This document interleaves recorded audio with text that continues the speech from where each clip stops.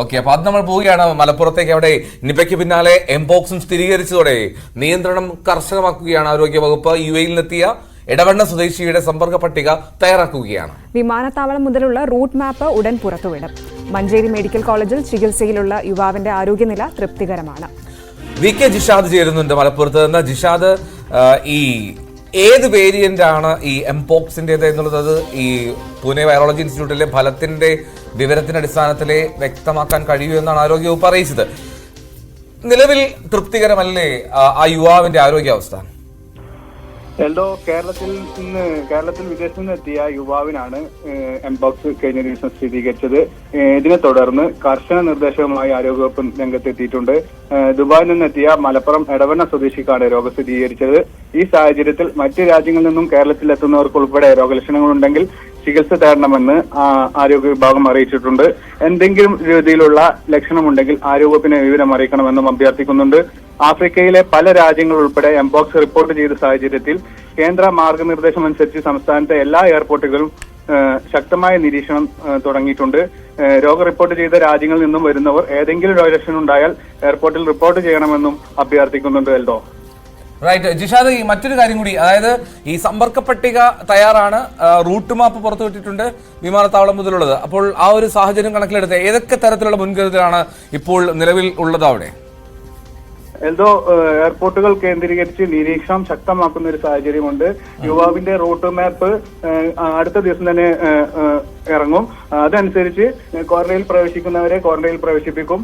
ഇപ്പോൾ യുവാവ് മഞ്ചേരി മെഡിക്കൽ കോളേജിൽ ആശുപത്രിയിൽ ചികിത്സയിലാണ്. റൈറ്റ്. ജിഷാദാണ് വിവരങ്ങൾ നൽകിയത്. എംപോക്സ് ജാഗ്രതയിലാണ് സംസ്ഥാനം. സമ്പർക്ക പട്ടിക തയ്യാറാണ്. വലിയ ജാഗ്രത പുലർത്തണം, മുൻകരുതലാണ്. പക്ഷേ ഇത് ഏറ്റവും പ്രധാനം. ഈ കൃത്യമായി നമുക്ക് മുൻകരുതലെടുത്താൽ നമ്മൾ ഇതുപോലെ ഒരുപാട് ദുരന്തങ്ങളെ നമ്മൾ അതിജീവിച്ചിട്ടുണ്ട്, ഒരുപാട് ഈ വ്യാധികളെ നമ്മൾ മറികടന്നിട്ടുണ്ട്. അപ്പോൾ നമ്മൾ ഈ കാലവും കടന്നു പോകും, എംപോക്സിനെ നമ്മൾ അതിജീവിക്കുക തന്നെ ചെയ്യുമെന്നതാണ് ഏറ്റവും പ്രധാനപ്പെട്ട കാര്യം.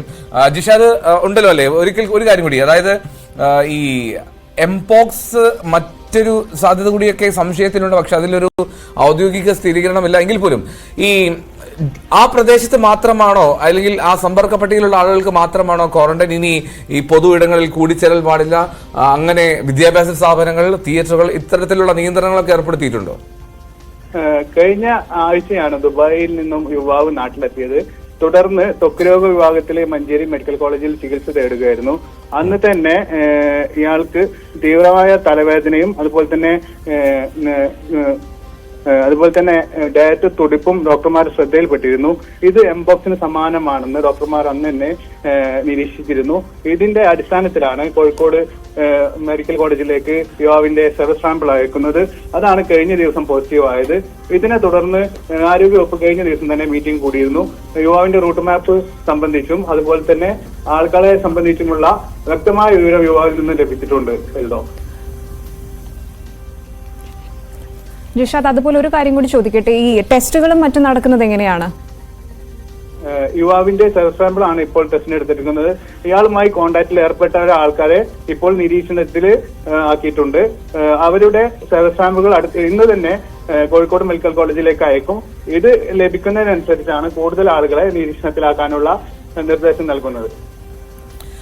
റൈറ്റ്. എന്തായാലും മലപ്പുറത്ത് ജാഗ്രത ഉണ്ട്. വളരെ കൃത്യമായിട്ടുള്ള സമ്പർക്ക പട്ടിക ആരോഗ്യവകുപ്പ് തയ്യാറാക്കിയിട്ടുണ്ട്. ജാഗ്രത പുലർത്തുക, മുൻകരുതലെടുക്കുക, അതാണ് ഏറ്റവും പ്രധാനപ്പെട്ട കാര്യം. ആ കാര്യങ്ങൾ നമ്മൾ പരമാവധി ചെയ്യാൻ സാധിച്ചാൽ നമുക്ക് ഇതൊക്കെ മറികടന്ന് മുന്നോട്ട് പോകാൻ കഴിയും. അതാണ് ഏറ്റവും പ്രധാനപ്പെട്ടത്, അല്ലേ?